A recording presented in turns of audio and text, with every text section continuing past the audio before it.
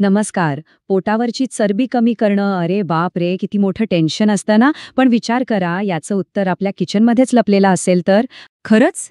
एका महिन्यात पोटावरची चरबी कमी होऊ शकते? हा प्रश्न सगळ्यांनाच पडतो, नाही का? चला, आज याच प्रश्नाचं उत्तर शोधूया आणि बघूया हे खरंच कसं शक्य आहे.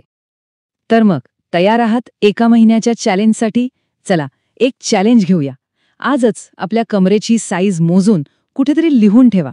कारण महिनाभराने जो फरक दिसेल ना, तो बघून खरंच आश्चर्य वाटेल. एक गोष्ट लक्षात घ्या, पोटावरची चरबी कमी करणं म्हणजे फक्त चांगलं दिसणं नाहीये. हे आपल्या आरोग्यासाठी खूप म्हणजे खूप महत्वाचं आहे. कारण हीच चरबी पुढे जाऊन फॅटी लिव्हर, डायबिटीज आणि हार्ट प्रॉब्लेमसारख्या मोठ्या आजारांना आमंत्रण देते. चला तर मग आता अशा 5 पदार्थांना भेटूया, जे आपल्या घरात अगदी सहज सापडतात आणि ज्यांचे फायदे सायन्सनी सुद्धा मान्य केले आहेत. आपण काउंटडाऊन सुरू करूया नंबर 5 पासून. आपल्या लिस्टमध्ये 5व्या नंबरवर आहे एक असा पदार्थ ज्याकडे आपण सहसा दुर्लक्ष करतो. लाया. हो, अगदी बरोबर. भाजलेले किंवा फुलवलेले धान्य आपल्या पारंपरिक आयुर्वेदिक आहाराचा हा एक खूप महत्वाचा भाग आहे. लाह्यांची सगळ्यात मोठी खासियत काय माहितीये?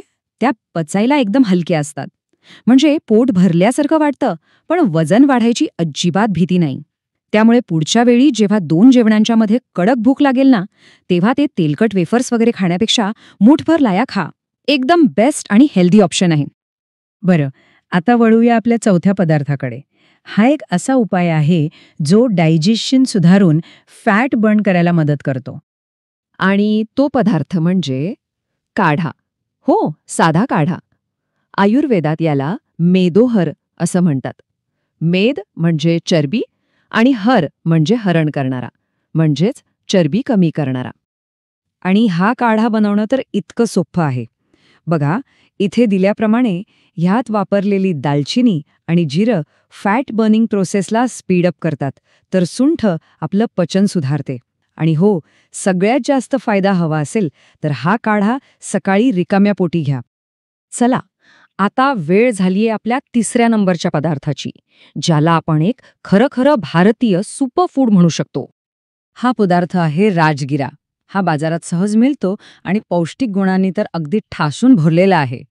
राजगिऱ्याची ताकद काय आहे माहितीये? तो शरीरातले फॅट मॉलिक्युल्स तोडायला मदत करतो, ब्लड शुगर लेव्हल कंट्रोलमध्ये ठेवतो. आठवड्यातून फक्त 2-3 वेळा गव्हाच्या पोळीऐवजी राजगिऱ्याची भाकरी खाऊन बघा. फक्त वजनच नाही, तर एकूणच आरोग्य सुधारेल. वा, आता आपण आपल्या लिस्टच्या टॉप 2 पदार्थांपर्यंत आलो आहोत. 2ऱ्या नंबरवर आहे एक अशी भाजी जी आपल्या सगळ्यांच्याच ओळखीची आहे. आणि ती भाजी आहे भोपळा. हो, भोपळा. अनेकांना काय वाटतं की वजन कमी करायचं म्हणजे काहीतरी महागड्या इम्पोर्टेड भाज्याच खायला पाहिजेत. पण खरं सांगायचं तर आपला साधा भोपळा त्या सगळ्यांपेक्षा कितीतरी पटीने चांगला आहे. आणि भोपळाचा कुठलाही प्रकार चालेल, दुधी असो किंवा लाल भोपळा, दोन्ही तितकेच फायदेशीर आहेत. यात कॅलरीज जवळजवळ नसतातच, पण फायबर भरपूर असतं. त्यामुळे थोडंसं खाल्लं तरी पोट भरतं. आणि सगळ्यात महत्त्वाचं, तो शरीरातलं अतिरिक्त पाणी कमी करतो, ज्यामुळे सूज कमी झाल्यासारखी वाटते. आणि आता तो पदार्थ जो पोटावरची चरबी कमी करण्यासाठी सगळ्यात प्रभावी मानला जातो, आपल्या लिस्टमध्ये नंबर 1 वर आहे. हिरवे मूग. हो, आपले साधे हिरवे मूग. वजन नियंत्रणासाठी भारतीय आहारातलं हे सगळ्यात महत्त्वाचं कडधान्य आहे असं म्हटलं तरी चालेल. हिरव्या मुगांची खासियत काय आहे? तर ते शरीराला पूर्ण पोषण आणि ताकद देतात. म्हणजे वजन कमी करताना जो थकवा येतो तो अजिबात जाणवत नाही. ते फक्त चरबी कमी करत नाहीत, तर मसल्सना सुद्धा मजबूत करतात. पण एक गोष्ट मात्र नक्की लक्षात ठेवा, मूग नेहमी शिजवूनच खायचे. कच्चे किंवा जास्त मोड आलेले खाल्ले तर गॅस होऊ शकतो. बरं, आता हे 5ही पदार्थ तर आपण पाहिलेत, पण आता प्रश्न असा आहे की रोजच्या जेवणात यांचा वापर करायचा कसा? चला, यासाठीचा एक ॲक्शन प्लॅन बघूया.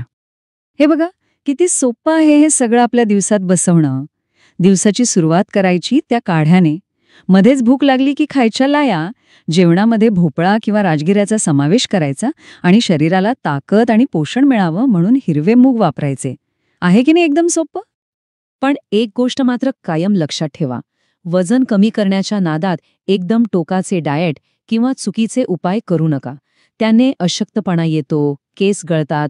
त्यापेक्षा आपल्या जीवनशैलीत हळूहळू पण कायमस्वरूपी बदल करणं हेच कधीही चांगलं. आणि शेवटी डॉक्टर बोरांचं हे वाक्य नेहमी लक्षात ठेवण्यासारखं आहे. संतुलित आहार हा औषधासारखंच काम करतो. तो फक्त पोट भरण्यासाठी नाहीये, ते एक औषध आहे.